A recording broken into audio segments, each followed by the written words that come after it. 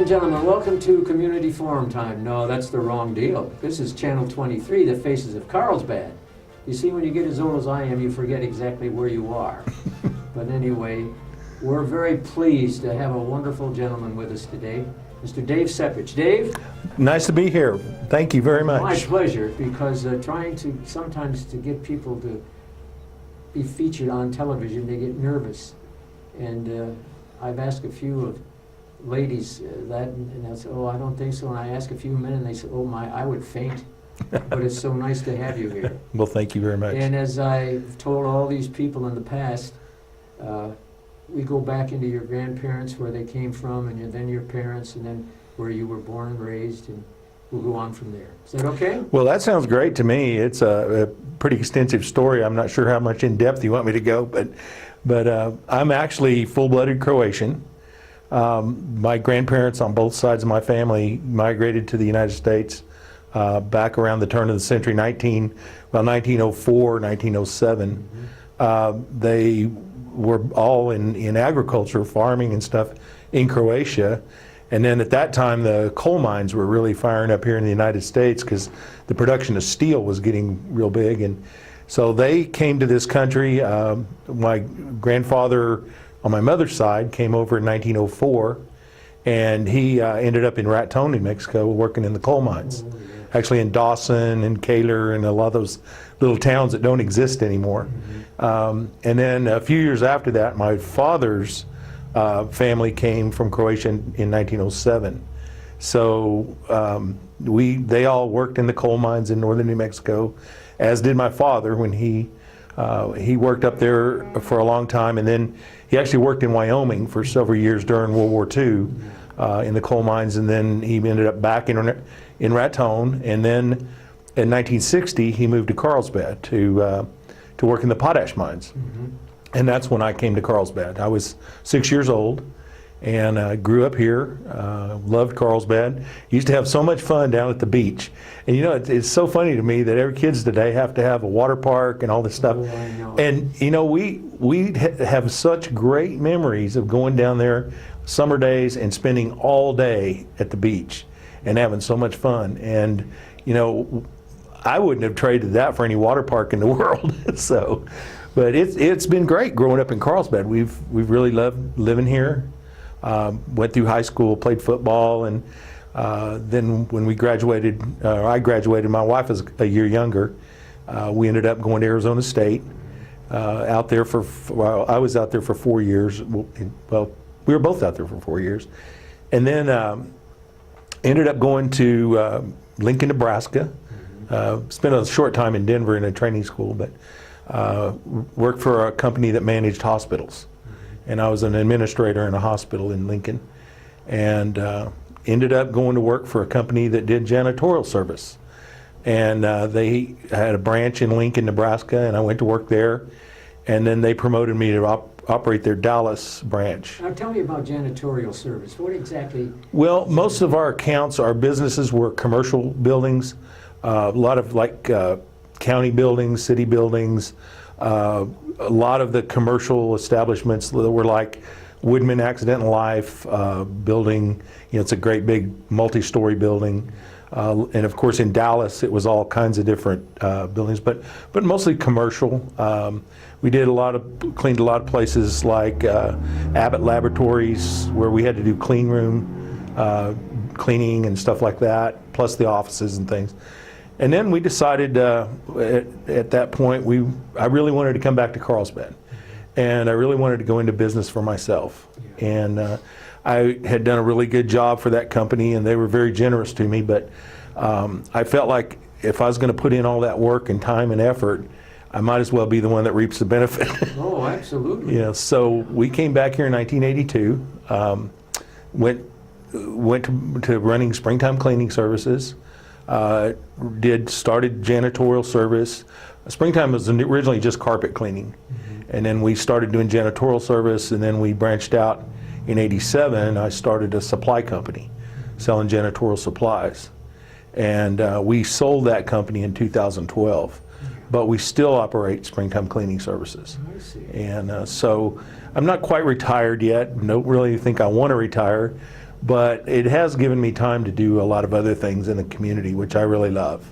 I've been president of the Chamber of Commerce. The crazy thing I did at that time, I was president of the Chamber of Commerce and president of the Kiwanis Club in the same year, which was really interesting. And halfway through my year, my executive director quit and took another job. So I spent half a year running the Chamber of Commerce and doing the Kiwanis Club president. So it was very eventful, and I really enjoyed it. You probably remember Alfalfa Fest. Oh, yes. Back in 1984. Yeah.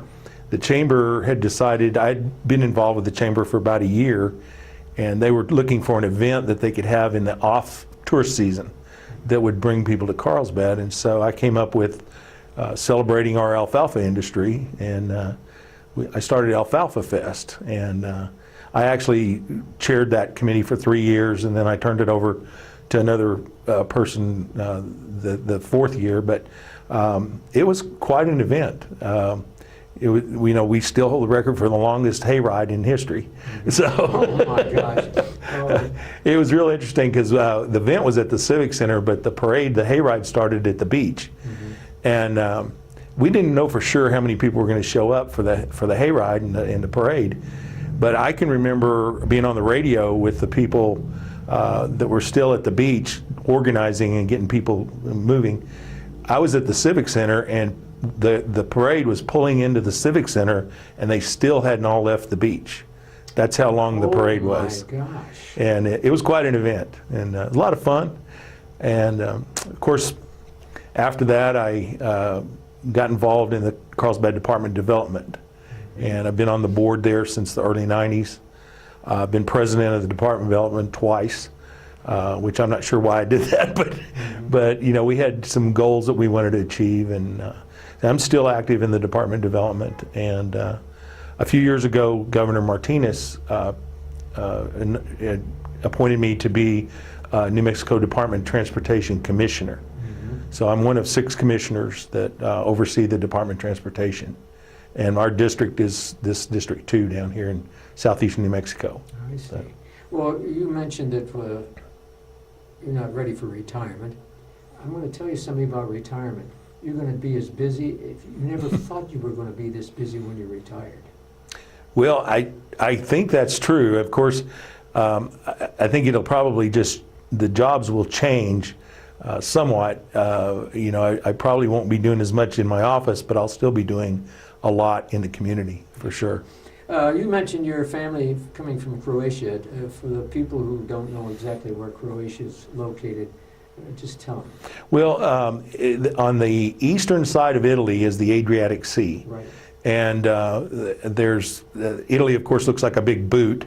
And in Venice, Italy is at the very top of the Adriatic Sea. Right.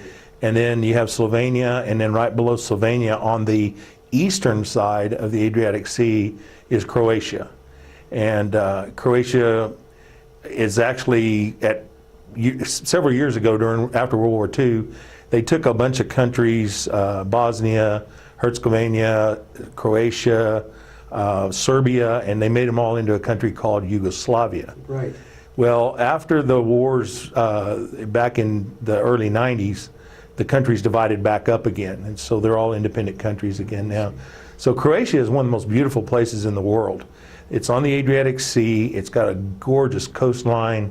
There's lots of islands, and it's kind of like the major tourist destination in Europe. And it's just a beautiful country. Have you visited there before? No, I've got family still there. Of course, I've done a lot of research and looked at photographs, and some of my family has been there and brought back a lot of photographs and things like that. And that's one of the things that's on our bucket list. Oh, to yeah, go there. you're going to have to go Yeah. there. My grandfather on my mother's side was born in the Czech Republic. Oh, yeah. And my mother's maiden name was Taylor. And I said, wait a minute. I go over to the Czech Republic, and her name is Krejci.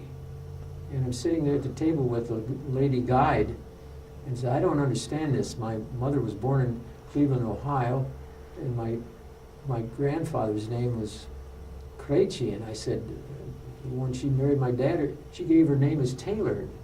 woman looked at me and smiled. She says, Krejci means tailor in the Czech language. Oh, so, yeah. So I Oh. learned something. Yeah. It's very fascinating to learn those things that you thought you would never understand. Well, when my family immigrated to this country, and at that point in time, most of them couldn't speak a word of English. Mm-hmm. And when they came through like Ellis Island or Galveston were the two entry points, the people that worked at the immigration counters sometimes couldn't understand what people were saying their name was. And so a lot of people's names actually changed just because when they wrote down the name, they wrote it different. For instance, my mother's maiden name is Jelica. It's Jelica. And when her father came through Ellis Island, they wrote down Jellicoe and spelled it Jellicoe, which was totally different. And so a lot of people, you didn't really it changed just because that's what was on your immigration papers. So. Well, when I would go to New Jersey, my dad was born in Paterson, New Jersey, of German parents, and I go into the house and I had a very strict grandmother. She wasn't a very nice lady. Her sister was wonderful, and my grandfather was nice, but she would look at me and glare at me and say, "You speak German in this house?" And I said, "I don't know any German." She said, "But you'll learn it." Yep. Well, she was not a very pleasant individual, let me tell you. Yeah. Tough German ladies. Yeah, right. But what about activities to relax? Sports, for example. What do you get? Well, mostly at my age, I can't do a whole lot of things I did when I was younger. Like I played football and softball all through my 30s and 40s. I played softball, and but then I got to the point where that was just too physically difficult. So I started taking up golf seriously. I mean, I had played a little bit as when I was younger, but I've been playing golf now for about 20 years or so, pretty regularly. I really enjoy it, just getting outside and getting out there with my pals and cutting up and laughing and having a good time. I don't play a lot of real serious golf, but I have played in a few tournaments. But I just enjoy being outside and doing something like that. So, and then of course I love fishing. I've loved fishing since I was a little boy, living in northern New Mexico. Did a lot of trout fishing with my older brother and my father and my uncles. So I still love fishing. Still do quite a bit of fishing. Where do you do most of your fishing? We've been going down to Amstead Reservoir down in Del Rio, Texas, mainly. And of course, in the last few years, Brantley Lake has been a pretty good fishing lake. I just haven't had a chance to get out there because we've been so busy. And then, of course, I babysit everything that's going on in Carlsbad while my wife travels. so she spends a lot of time on the road every year, and so I have to really coordinate my free time around her work schedule. So. Well, you keep pretty busy then, don't you? Yeah, I have lots going on. Still running the company, and then of course I still do a lot of community volunteerism, just like the Department of Transportation Commission. That's a lot larger job than what I ever anticipated, mainly because of the condition of our roads here in southeast New Mexico, and I spend a lot of time working on bringing attention to our needs, trying to find money to work on the roads, and so the last couple of years it's been quite a bit of time. I spend several hours a week just looking at where we can get things to improve our road situation here, because it's in dire needs. The one thing that really worries me about our roads are the white lines in the middle of this road. You can't see them at night anymore. They've been worn out and they just haven't kept them up. Well, there's a life cycle that is normal for most roads, and so when like in the Department of Transportation, everything is done on a rotating schedule. And one of the issues that we have in southeastern New Mexico is we have so much heavy truck use. And so what happens is we go out and paint the lines, and we're supposed to do it every 2 years. Well, with our truck traffic that, oversized loads and everything, they're worn out in 6 months. But the budget that we have to work with and the money we allocate, we can only do it every 2 years. So it's really, we're in a very disadvantaged position. If you go to northeastern New Mexico where there's not as much traffic, or heavy traffic, 2 years is plenty, for redoing it. So we're in a very unique situation in southeast New Mexico. Our infrastructure was not designed for the type of traffic we have. Our roads were farm to market roads, and you probably remember when you go out to Loving and Otis and Malaga, there were just farms out there. Yeah, and you drive out, I go out to pay my gas bill in near Otis, and you might see one or two cars and maybe a truck. That was it. Yeah. And now it's one right after the other. Yeah, the traffic is just horrendous, and which again, when you're trying to put that type of traffic on a road that was not built for that, it's very difficult. But we are in the process of taking steps to improve it. Last year we repaved from the state line towards Pecos on 285 all the way back to Loving and resurfaced the road, which made it a lot nicer to drive. Yeah. But there's still so many issues that need to be addressed. For instance, there's no shoulders on the side of the road. There's no deceleration lanes, passing lanes, or acceleration lanes. So we have redesigned the road. We've been working on that now for about 1.5 years. It's an extensive process. I know that people, you get impatient. Yeah. But I can give you a couple of examples. The very first thing you have to do when you start trying to improve a road is you have to have an archaeological survey done, because you can't go tear up some Indian mescal pit. Yeah, right. And so you have to go through and have an archaeological company look at all of the right-of-way and areas that you may want to change where the road goes, and do a study to make sure you're not damaging any historical stuff. The second thing is, and we just finished this last fall, but is a geological study. And we finished that last fall from the state line all the way back to Loving, and we found 70 sinkholes in the right-of-way of the road. Gosh.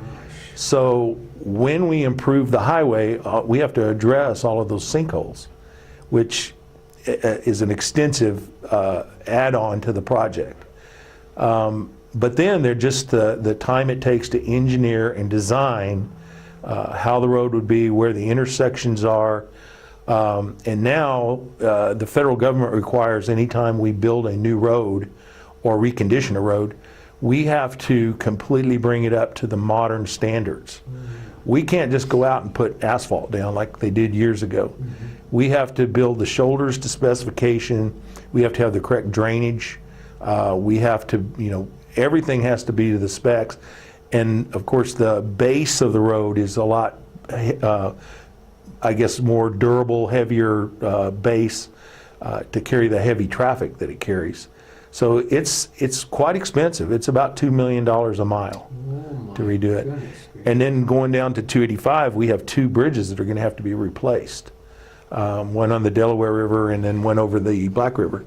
And those bridges are old bridges built in the 30s, and they were built for, again, farm to market traffic. And so those have to be completely demolished and rebuilt. So it's about a $60 to $70 million project just to go from Loving, actually about half a mile this side of Loving, the Carlsbad side of Loving, all the way down to the Texas state line. Now, if anybody's interested, March 22nd in Loving, at the Loving High School, we're doing a public presentation for the new roads, with the proposal for the roads. We did a meeting down there about 1.5 years ago where we got public input. And so now we've got the plans completed, and we're going to be doing a public presentation March 22nd at 6 p.m. at Loving High School. So if anybody's welcome to come that's interested. Well, that's fascinating. The road to Hobbs has been improved somewhat, hasn't it? Yeah, that became a 4-lane several years ago. Back in the 70s, actually, they made that a 4-lane. And then we 4-laned the one between Carlsbad and the El Paso, Texas state line going towards El Paso, 62-180. That was 4-laned in the early 2000s. I see. And they're both pretty nice roads. But even with a 4-lane, statistically, there are more traffic accidents and more deaths on 4 lanes than there are on 2 lanes. Is that right? What causes that? Speed. Speed. And driver inattention. Those are the two big deals. You know, there's been several accidents on the Hobbs Highway, particularly out about the halfway bar out in that area, where someone's following a truck, a semi, and the semi is slowing down to make a turn, and they get in the left lane. The person behind them gets in the left lane and goes to pass that truck at a higher rate of speed, and another truck pulls out onto the road because they have never saw the car behind the truck. So they're halfway across the road when the car hits the truck crossing the road. I mean, it's happened several times. And those are really seriously bad accidents. So, and of course, we've had a lot of bad traffic accidents on 285 down south of Loving. We've had a lot of fatalities lately this fall. Yeah, it's going up, isn't it? Yeah. It's very frightening. And you know, we get a report, or I get a report from NMDOT, from the state police reports for the accidents. And you know, I know the roads are bad and they could be improved. It would make some improvement. But almost all the accidents that have happened have been driver inattention or fatigue. It's really not it's not a result of the road. And I think most people, one of the problems we have is, if it's icy, people should slow down. Definitely. You know, and if you're on a really bad congested road, you should slow down. But we have people that, you know, that drive those roads that will actually pass in the bar ditch. They'll drop into the bar ditch and pass 4 or 5 semis, and that happens every day. People passing, you know, a line of trucks in the left lane, and the oncoming traffic has to pull off the road. And it's happening every day. And of course, we do have state police out there patrolling, and sheriff's department are doing a good job of being out there, but they just can't catch all the idiots. No, Yeah. and that's what I call them when I'm driving by, when I see such strange things happening. Yeah, it's really it's a process that we're trying to work with industry and the governmental bodies together. We have what's called Road Safety Integrated Project, and it was actually started by WIP several years ago, about 5 years ago, when they had 2 employees that were killed in a car wreck on 128 on their way to work at WIP. And the project was really doing a lot of good. It was a lot of educational stuff, a lot of public awareness, and it kind of slowed down because the lady that was the director of it was retired from WIP, and so it's been a couple years since we've been able to get somebody to start it back up again. And it just started again, and we've had a couple meetings now, and it's really a conglomeration of the government entities, Workman's Comp Commission, the Human Health Department, all the government entities like New Mexico Department of Transportation, Sheriff's Department, Police Department, City of Carlsbad, Eddy County. Plus, we have a great support from the industry. ConocoPhillips, Chevron, Concho Energy, a lot of the companies that have serious concerns about their people working and driving on those roads. They're joining together with everyone to work harder at preventing accidents. Yes. Do more training, do more inspections, things like that. So it's a great project. And if anybody is interested, they're welcome to contact me, and I can give them the schedule of when we're going to be meeting. We just had a meeting last week in Artesia, and we had about 60 people at that meeting. And so it's really going very well, but we're still at the beginning, and we've got a lot of work to do. You think we're making progress, though? Yeah, very much so. You know, we should be able to start working on 285 as far as, you know, physically improving the road within the next year. But the big impact we can make is through this organization, the Road Safety Improvement Project. We can make an impact on the people, Yes. the drivers. That's really what we've got to do, and it's the quickest and not the easiest, but the quickest way we can actually see some change. The road building takes a long time, but if we can get the people to drive more sensibly, then we can make a big impact. Do not drink and drive. Exactly. That, and there has been a lot of that too. And fatigue has been a really interesting thing that that people are working 12-hour shifts in the oil field. Yes. And so that they're out there for 12 hours, and then they drive home in 30 minutes to home or 45 minutes to home. They get a little bit of sleep, and then they have to turn around and go back out. And so a lot of them are only getting like 5-6 hours of sleep at night. So that fatigue sets in after several days at work, and then they fall asleep at the wheel, which we've had several accidents recently that have been somebody falling asleep. So. Oh my gosh. Getting back to your relaxation when you go out to play golf, do you think you're going to be like, who was that famous African-American golfer? Tiger Woods? Tiger Woods, Joe. Do you think Well, you'll reach this area? No, I probably am almost that good, but yeah, basically I shoot in 18 holes what he shoots in 9. So I'm close to his score, but he's only playing 9 holes, I'm playing 18. So you think you're going to be challenging some of these people on the golf course? Well, I put it like this, I'm very challenged on the golf course. So, but I have fun, and that's the main thing. That's with, at my age, I don't have any grander ideas of glory. I just like to get out and play and have fun and laugh with my friends, and we might have a couple of Cokes or something out there while we're playing, but it's just for fun. What's the hardest shots to take? The long shot, or one of those close ones that you couldn't miss if, no matter what would happen? Well, for me, the I guess I call the short irons, which is when you're in about 100 yards outside the green and trying to chip up on the green.